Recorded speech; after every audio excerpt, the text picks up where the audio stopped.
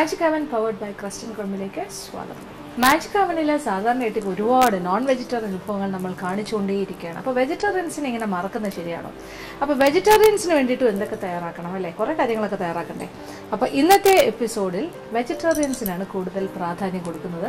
എങ്കിൽ പോലും ഈ വെജിറ്റേറിയൻ വിഭവം നോൺ വെജിറ്റേറിയൻ ഇഷ്ടപ്പെടുന്നവർക്കും ഒരു പക്ഷേ ഇഷ്ടമാകും. ഒരു പക്ഷേ അല്ല, ശരിക്കും ഇഷ്ടമാകും. കാരണം ഇത് ഇറച്ചി പോലെ തോന്നിക്കും, എന്നാൽ ഇത് ഇറച്ചിയല്ല. ഇത് സോയ ചങ്ക്സ്, അതായത് സോയാബീൻ പേസ്റ്റിൽ നിന്നുണ്ടാക്കുന്ന സോയ ചങ്ക്സ്, ചെറിയ ഉരുളകൾ പോലെ ഇരിക്കുന്ന സോയ ചങ്ക്സ് നമുക്ക് പാക്കറ്റിൽ വാങ്ങാൻ കിട്ടും. അതുകൊണ്ട് ഉണ്ടാക്കുന്ന ഉലർത്ത്, സോയ ഉലർത്ത്. അപ്പോൾ ഇത് കേട്ട് കഴിഞ്ഞിട്ട് എന്തുകൊണ്ട് ബീഫ് ഉലർത്ത് എന്നൊക്കെ പറയുന്ന പോലെയാണ് ഇത് സോയ ഉലർത്ത്. അപ്പോൾ ഇത് വളരെ നാടൻ രീതിയിൽ എങ്ങനെയാണ് തയ്യാറാക്കുന്നത് നോക്കാം. ഇതിനുവേണ്ടി ചേരുവകൾ എന്തൊക്കെയാണെന്ന് നോക്കാം. സോയ ഉലർത്ത് ചേരുവകൾ: സോയ ചങ്ക്സ് 2 കപ്പ്, മല്ലിപ്പൊടി 1 ടീസ്പൂൺ, മുളക് പൊടി 1 ടീസ്പൂൺ, കുരുമുളക് പൊടി 1/2 ടീസ്പൂൺ, മഞ്ഞൾപ്പൊടി 1/4 ടീസ്പൂൺ, വെള്ളം 6 കപ്പ്, ഉപ്പ് ആവശ്യത്തിന്. ഇനി വഴറ്റാൻ വേണ്ട ചേരുവകൾ: വെളിച്ചെണ്ണ 4 ടേബിൾ സ്പൂൺ, സവാള 2 ഇടത്തരം ചെറുതായി അരിഞ്ഞത്, പച്ചമുളക് 2 എണ്ണം ചെറുതായി അരിഞ്ഞത്, ഇഞ്ചി അരച്ചത് 1/2 ടീസ്പൂൺ, വെളുത്തുള്ളി അരച്ചത് 2 teaspoon, chilli sauce 1 tablespoon, soya sauce 1/2 tablespoon, tomato sauce 1/2 tablespoon, പിരിയൻ മുളകിൻ്റെ പൊടി 1 ടേബിൾ സ്പൂൺ, മല്ലിപ്പൊടി 2 ടീസ്പൂൺ, മഞ്ഞൾപ്പൊടി 1/4 ടീസ്പൂൺ, ഗരം മസാലപ്പൊടി 1/2 ടീസ്പൂൺ, അണ്ടിപ്പരിപ്പ് 50 ഗ്രാം, തേങ്ങാക്കൊത്ത് 1/4 കപ്പ്, കടുക് 1 ടീസ്പൂൺ, വറ്റൽമുളക് 4 എണ്ണം, കറിവേപ്പില ആവശ്യത്തിന്, ഉപ്പ് ആവശ്യത്തിന്. ഇനി ചുവടുകട്ടിയുള്ളൊരു പാത്രം അടുപ്പിലേക്ക് വയ്ക്കുന്നു. ആദ്യം തന്നെ ഇതാണ് നമ്മളുടെ സോയ ചങ്ക്സ്. ഇത് ഏകദേശം കപ്പ് അളവിനൊരു 2 കപ്പ് അളന്നതാണ്. ഇത് വെള്ളത്തിൽ സാധാരണയായിട്ട് കുതിർത്തൊക്കെ നമ്മൾ ഉപയോഗിക്കും. പക്ഷേ ഇപ്പോൾ ഇതിന് ചെയ്യുന്നത് കുതിർക്കുന്നതിന് പകരം നമ്മളിതൊന്ന് തിളപ്പിക്കാൻ പോവാണ്. ഒരു 6 കപ്പ് വെള്ളം ഒഴിക്കാം. എന്നിട്ട് ഇതിനെ വേവിക്കണം. വേവിക്കുന്നതിനും കുറച്ച് കാര്യങ്ങളുണ്ട്. അതിനോടൊപ്പം ഒരു 1/4 ടീസ്പൂൺ മഞ്ഞൾപ്പൊടി, 1/4 ടീസ്പൂൺ മഞ്ഞൾപ്പൊടി, 1 ടീസ്പൂൺ മുളക് പൊടി, പിരിയൻ മുളകിൻ്റെ പൊടി തന്നെ ആയിക്കോട്ടെ, അതുപോലെ 1 ടീസ്പൂൺ മല്ലിപ്പൊടി, പിന്നെ ഒരല്പം കുരുമുളക് പൊടി, ഒരു 1/2 ടീസ്പൂൺ തരിതരിപ്പായി പൊടിച്ച നമ്മളുടെ വീട്ടിൽ പൊടിച്ച കുരുമുളക് പൊടി 1/2 ടീസ്പൂൺ. ഇതെല്ലാം സോയ ചങ്ക്സിൻ്റെ ഉള്ളിലേക്ക് പിടിക്കാനുള്ള കാര്യങ്ങളാണ്. കാര്യം സോയ ചങ്ക്സ് എന്ന് പറഞ്ഞാൽ സ്പോഞ്ച് പോലെയാണ്. അതിങ്ങനെ കാര്യങ്ങൾ വലിച്ചെടുക്കും. അപ്പോൾ ഈ വെള്ളത്തിൽ ഇതെല്ലാം ഉണ്ടെങ്കിൽ നല്ലതാണ്. പിന്നെ ആവശ്യത്തിനുള്ള ഉപ്പ് വേണമെങ്കിൽ വീണ്ടും ചേർക്കാം. അപ്പം എല്ലാ കാര്യങ്ങളും ചേർത്ത് കഴിഞ്ഞു. ഇതിൽ മഞ്ഞൾപ്പൊടി ഉണ്ട് ഒരു 1/4 ടീസ്പൂൺ, മുളക് പൊടി 1 ടീസ്പൂൺ, 1 ടീസ്പൂൺ മല്ലിപ്പൊടി, പിന്നെന്താ കുരുമുളക് പൊടി 1/2 ടീസ്പൂൺ, പിന്നെ പാകത്തിനുള്ള ഉപ്പ്. ഇത്രയും കാര്യങ്ങൾ ചേർത്തു. ഇനി ഇത് ഒന്ന് തിളക്കട്ടെ. തിളച്ച് പാത്രം ഒന്ന് അടച്ചിട്ട് വേവിക്കാം. നന്നായിട്ടൊന്ന് തിളച്ച് വേകട്ടെ.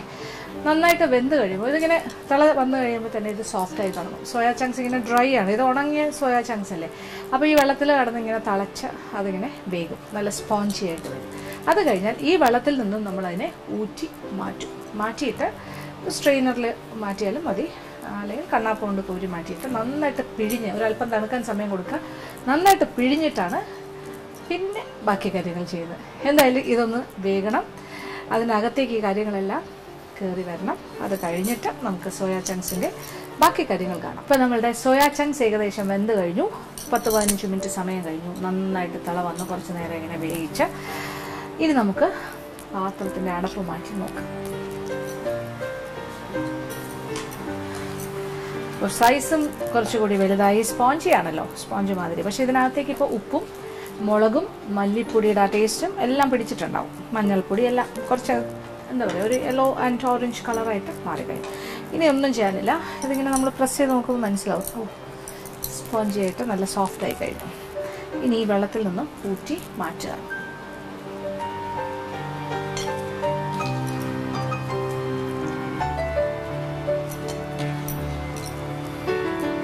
ഈ വെള്ളം നമ്മളിനി എടുക്കുന്നില്ല. ഈ വെള്ളം കളയും. അതിൻ്റെ ആവശ്യമില്ല. കാര്യം സോയ ചങ്ക്സിന് ആവശ്യമുള്ള കാര്യങ്ങളെല്ലാം അതിൻ്റെ ഉള്ളിലേക്ക് കയറി കഴിഞ്ഞു. ഇനി ഒന്ന് തണുക്കാനായിട്ട് ഒരല്പം സമയം മാറ്റി വയ്ക്കണം. എന്നിട്ട് കാര്യം നമുക്കിത് കൈ കൊണ്ട് നന്നായിട്ടൊന്ന് പിഴിഞ്ഞ് അതിനകത്തുള്ള വെള്ളമൊക്കെ മാറ്റണം. അപ്പോൾ ഇച്ചിരി തണുത്ത് കഴിഞ്ഞാലല്ലേ അത് ചെയ്യാൻ പറ്റുള്ളൂ. അതുകൊണ്ട് തണുക്കാനായിട്ട് മാറ്റി വയ്ക്കും. നന്നായിട്ട് തണുത്ത് കഴിഞ്ഞിട്ട് നന്നായിട്ട് പിഴിഞ്ഞ് അതിൻ്റെ വെള്ളമെല്ലാം മാറ്റിയിട്ട് ഓരോ സോയ ചങ്ക്സിനെയും 4 പീസസ് ആയിട്ട് മുറിക്കുക. 4ഓ 5ഓ ആയിട്ട്, അതായത് ക്യൂബ്സ് പോലെ മുറിച്ചെടുക്കുക. നമ്മളിപ്പോൾ ബീഫ് ഉലർത്ത് പോലെയല്ലേ ചെയ്യുന്നത്, സോയ ഉലർത്ത്. അപ്പോൾ അതിനനുസരിച്ചിട്ട് അതിൻ്റെ ഷേപ്പ് ക്രമീകരിക്കണം.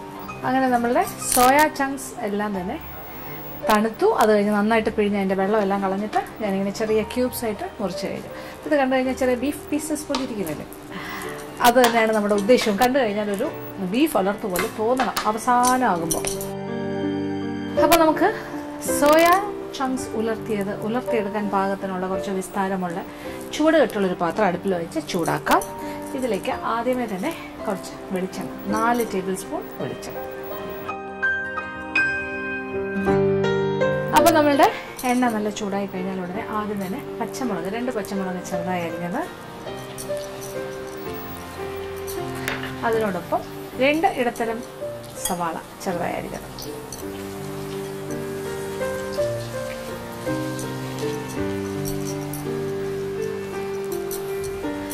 അപ്പോൾ സവാളയുടെ നിറമൊക്കെ മാറി ഒരു ഗോൾഡൻ ബ്രൗൺ കളറാകാൻ തുടങ്ങണം. അതുവരെ ഇടയ്ക്കിടയ്ക്ക് ഇളക്കി കൊടുക്കാം.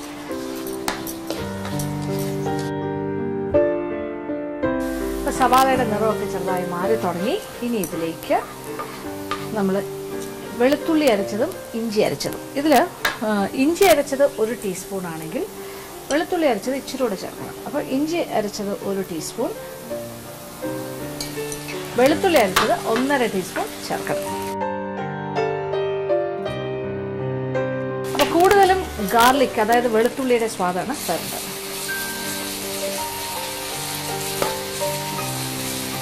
അപ്പോൾ അതിൻ്റെ ഒരു പച്ചച്ചുവ മാറുന്നവരെ വഴറ്റും.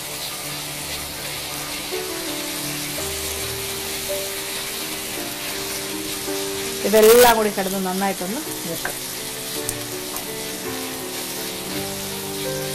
ഇപ്പം ഇഞ്ചി വെളുത്തുള്ളി അരച്ചതും സവാളയൊക്കെ പാകത്തിന്, പച്ചമുളകും ഒക്കെ പാകത്തിന് മൂത്ത് കഴിഞ്ഞു. ഇനി ഇതിലേക്ക് മഞ്ഞൾപ്പൊടി ഒരു 1/4 ടീസ്പൂൺ, പിന്നെ വേണ്ടത് മല്ലിപ്പൊടി 2 ടീസ്പൂൺ, 2 ടീസ്പൂൺ മല്ലിപ്പൊടി, പിന്നെ പിരിയൻ മുളകിൻ്റെ പൊടി 1 ടേബിൾ സ്പൂൺ, കുറച്ച് കൂടുതൽ പിരിയൻ മുളക് പൊടി 1 ഫുൾ ടേബിൾ സ്പൂൺ ഇടുക. അതും ഇതിനോടൊപ്പം വഴറ്റുക. അപ്പോൾ ഒരു പച്ചച്ചുവ മാറുന്നവരെ. ഇതെല്ലാം പെട്ടെന്ന് തന്നെ നടക്കുന്ന കാര്യമാണ്. സവാള മൂത്ത് കഴിഞ്ഞാൽ പിന്നെ എല്ലാം ഫാസ്റ്റാണ്. ഇനി ഒരു 1/2 ടീസ്പൂൺ ഗരം മസാലപ്പൊടിയും കൂടി ചേർക്കാം.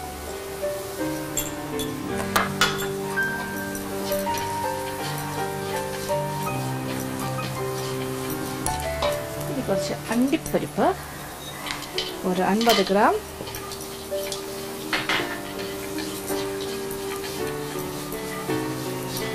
പിന്നെ തേങ്ങാക്കൊത്ത്, തേങ്ങ ചെറുതായിട്ട് അരിഞ്ഞത്, അത് ഇഷ്ടംപോലെ ചെയ്യാം. 1/4 കപ്പ് മുതൽ 1/2 കപ്പോ എത്ര വേണമെങ്കിലും ഇടാം.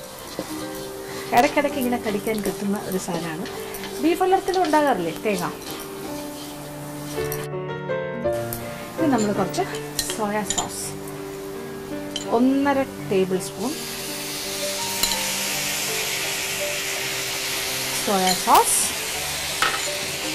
1 ടേബിൾ സ്പൂൺ, തീ ഒരൽപ്പം കുറയ്ക്കാം, 1 ടേബിൾ സ്പൂൺ ചില്ലി സോസ്,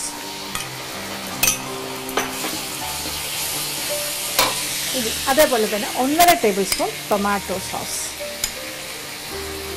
3 കടി.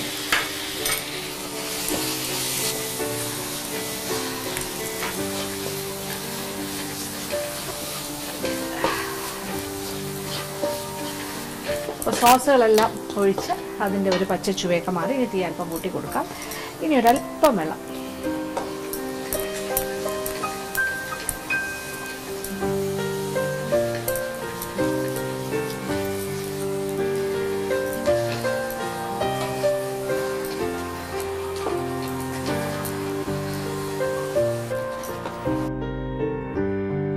അപ്പോൾ ഏകദേശം നമ്മൾ കുറച്ച് വെള്ളം ഒഴിച്ചു, ഒരു 1/2 കപ്പോളം വെള്ളം ഒഴിച്ചു. കുറച്ചൊന്ന് ഡ്രൈ ആയി കഴിഞ്ഞിട്ട് ഈ മുറിച്ച് വെച്ചിരിക്കുന്ന സോയ ചങ്ക്സ്, മുറിച്ച് വെച്ചിരിക്കുന്ന വേഗിച്ചൂറ്റി നന്നായിട്ട് പിഴിഞ്ഞെടുത്തതാണ്. ഇനി അത് നന്നായിട്ടൊന്ന് ഇളക്കി ഒഴിച്ചു.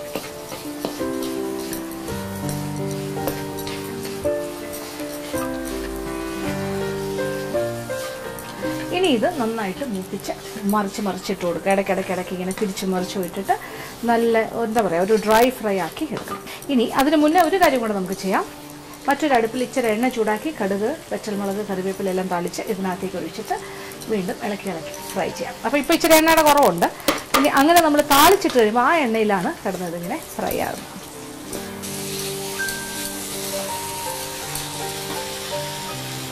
മറ്റൊരു പാത്രം അടുപ്പിലേക്ക് വെച്ചിട്ട് അതിലേക്ക് കുറച്ച് വെളിച്ചെണ്ണ, ഇച്ചിരി ഏറെ വെളിച്ചെണ്ണ ഒഴിച്ച് നമുക്കൊന്ന് താളിക്കാം. കാര്യം ഈ എണ്ണ ആ താളിക്കലോട് കൂടി ഇതിനകത്തേക്ക് ഒഴിച്ച് ഇങ്ങനെ ഇളക്കി കൊടുക്കുമ്പോൾ ഇപ്പോൾ ഇച്ചിരി എണ്ണയിലല്ലേ ഇത് കിടക്കുന്നത്, ആ എണ്ണയിൽ കിടന്ന് നന്നായിട്ട് മൂക്കണം. സാധാരണ ഇപ്പോൾ നമ്മൾ ബീഫ് ഉലർത്തിയാണെങ്കിലും ബീഫൊക്കെ വേവിച്ച് വറ്റിച്ച് വെച്ചിട്ട് പിന്നെ നമ്മൾ എണ്ണ ചൂടാക്കി അതിൽ കുറച്ച് കാര്യങ്ങളൊക്കെ ഇട്ട് താളിച്ച് അതിലിട്ടിങ്ങനെ ഇളക്കി എടുക്കുമ്പോൾ ഒരു പ്രത്യേക മണവും രുചിയുമാണ്.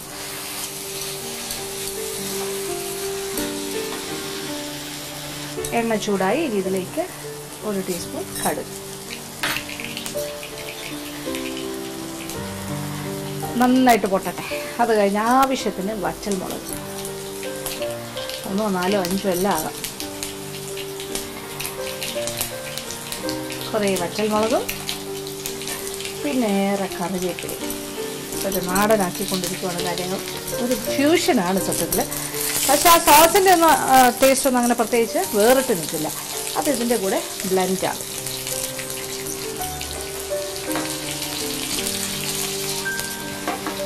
ഈ താളിച്ചത് നമ്മളിതിൻ്റെ മുകളിലേക്ക് ഒഴിക്കും. ഇനി ഇത് കുറച്ചുകൂടി നല്ല രീതിയിൽ മുരിഞ്ഞ് കുറച്ച് സമയം അടുപ്പിലിങ്ങനെ കിടക്കട്ടെ. ചെറിയ തീയിൽ ഇടയ്ക്കിടയ്ക്ക് തിരിച്ചും മറിച്ചും ഇട്ട് കൊടുക്കുക, ഇളക്കി. അത് കഴിഞ്ഞാൽ നമ്മൾ വിളമ്പുന്ന പാത്രത്തിലേക്ക് മാറ്റാം. അപ്പോൾ ഞാനിത് ഇടയ്ക്കിടയ്ക്ക് ഇളക്കി കൊടുത്തുകൊണ്ടേയിരിക്കും. ഫൈനൽ സ്റ്റേജ് ആയി കഴിഞ്ഞാൽ നമ്മൾ വീണ്ടും കാണും. അങ്ങനെ നമ്മളുടെ സോയ ഉലർത്ത് ഇവിടെ റെഡി ആയി കഴിഞ്ഞു. ഞാൻ ഇടയ്ക്കിടയ്ക്ക് ഇങ്ങനെ ഇളക്കി തിരിച്ചും മറിച്ചും ഒക്കെ ഇട്ട് കൊടുക്കുന്നുണ്ടായിരുന്നു, കണ്ടല്ലോ. അപ്പോൾ എല്ലാം കൂടി ചേർന്ന് നല്ലൊരു ഉലർത്തിൻ്റെ മണമാണ് വരുന്നത്. അപ്പോൾ ഇത് ബീഫല്ല, ഇത് പ്യുവർ വെജിറ്റേറിയൻ സോയ ചങ്ക്സ് കൊണ്ടുണ്ടാക്കിയ സോയ ഉലർത്ത്. പിന്നെ വേറെ ഒന്നും ചെയ്യില്ല, തീ ഓഫ് ചെയ്യാം, വിളമ്പുന്ന പാത്രത്തിലേക്ക് മാറ്റാം.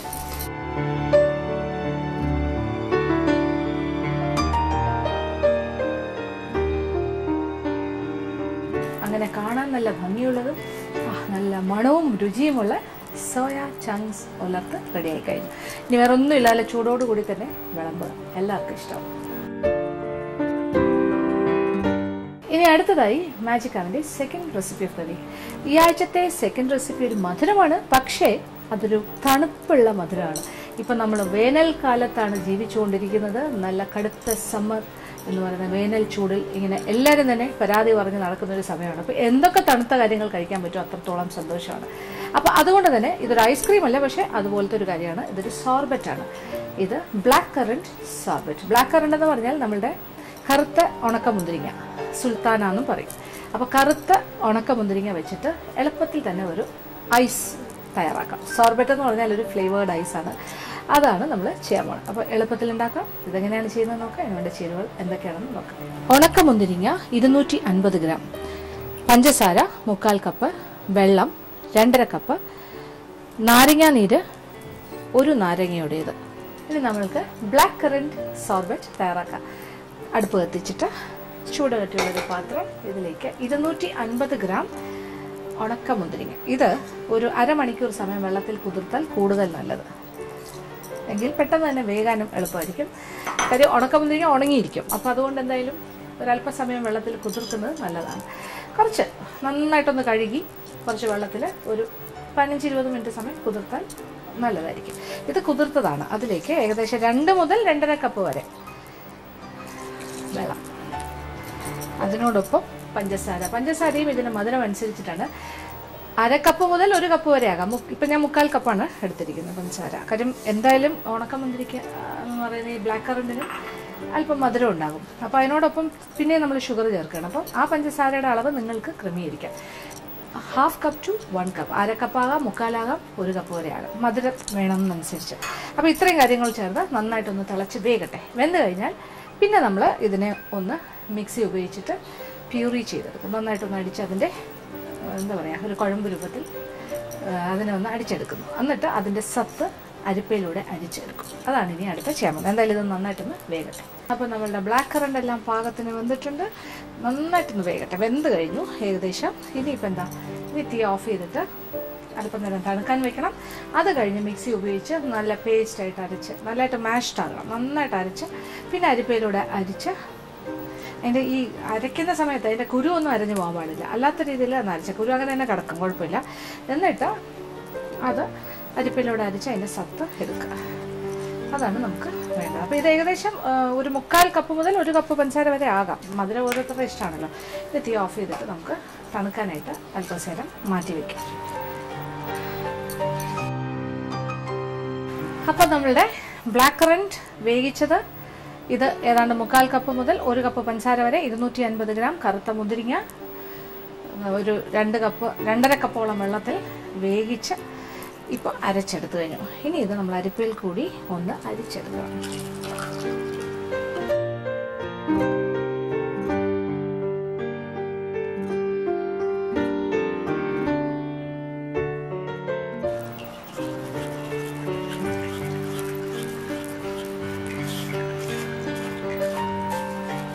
ഇത് കംപ്ലീറ്റ് അരിച്ചിട്ട് ഇതിലേക്ക് കുറച്ച് വെള്ളം കൂടി വേണമെങ്കിലും ഒഴിച്ചു കൊടുക്കാം. ഇതിനകത്ത കാര്യം ഇതിൻ്റെ ആ മട്ടിയിലേക്ക് കുറച്ചുകൂടി വെള്ളം ഒഴിച്ചിട്ട് കംപ്ലീറ്റ് ആയിട്ട് നമുക്ക് വേണമെങ്കിൽ അതിൻ്റെ കംപ്ലീറ്റ് ജ്യൂസും കിട്ടണം. അതാണ് നമ്മളുടെ ഉദ്ദേശം. ഇനി ഒരു 1/2 കപ്പ് വെള്ളം നമുക്ക് എടുത്തിട്ട് ഇതിലേക്ക് ഇങ്ങനെ ഒഴിച്ചു കൊടുക്കാം.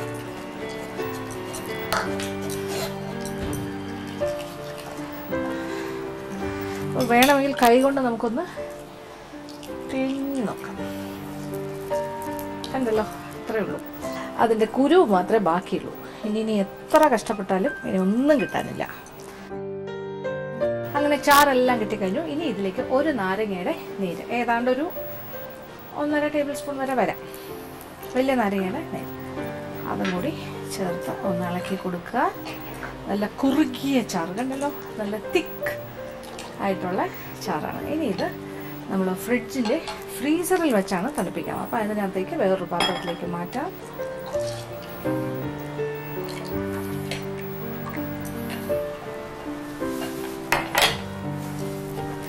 അപ്പോൾ ഇനി ഇതാണ് നമ്മുടെ സോർബറ്റിൻ്റെ മിശ്രിതം. ഇതിനി നമ്മൾ ഫ്രീസറിലേക്ക് മാറ്റുന്നു.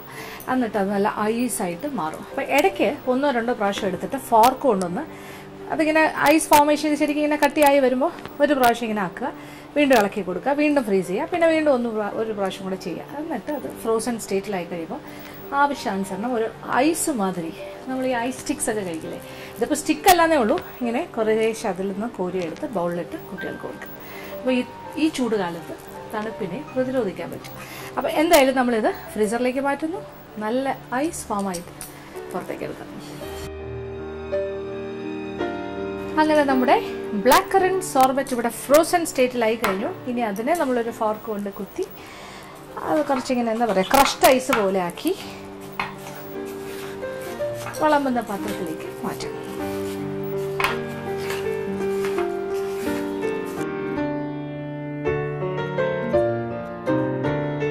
അങ്ങനെ നമ്മളുടെ ബ്ലാക്ക് കറന്റ് സോർബറ്റ് ഇവിടെ റെഡി ആയി കഴിഞ്ഞു. കണ്ടല്ലോ, കാണാനും നല്ല ഭംഗിയില്ലേ. അപ്പോൾ ഇതുപോലെ ഏത് ഫ്രൂട്ട്സിൽ വേണമെങ്കിലും നമുക്ക് ചെയ്യാം. ഇതൊരു ഡ്രൈ ഫ്രൂട്ടിൽ നിന്നാണ് നമ്മൾ ഇത് തയ്യാറാക്കിയത്.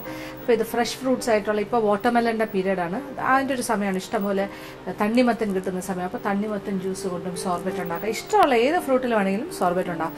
ഇത് ഉണ്ടാക്കാൻ സാധിക്കും. പക്ഷേ ഇത് വളരെ ചിലവ് കുറവാണ്. കാര്യം 250 ഗ്രാം എന്താ പറയുക സുൽത്താന, അല്ല മുന്തിരിങ്ങയുടെ ചിലവ് മാത്രമേ ഉള്ളൂ.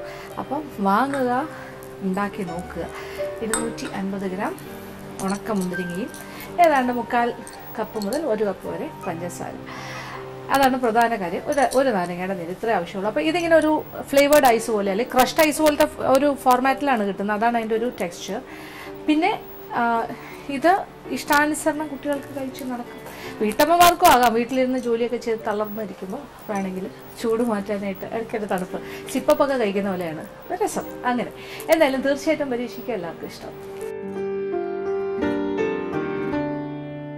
ഇന്നത്തെ എപ്പിസോഡിൽ കാണിച്ച 2 വിഭവങ്ങളും എല്ലാവർക്കും ഇഷ്ടപ്പെട്ട് കാണുമെന്ന് വിചാരിക്കുന്നു. ആദ്യം കാണിച്ചത് ഒരു പ്യുവർ വെജിറ്റേറിയൻ ആണ്, പക്ഷെ ഒരു നോൺ വെജിനെ വെല്ലുന്ന രീതിയിലുള്ള ഒരു വെജിറ്റേറിയൻ ഐറ്റം, സോയ ഉലർത്തിയത്.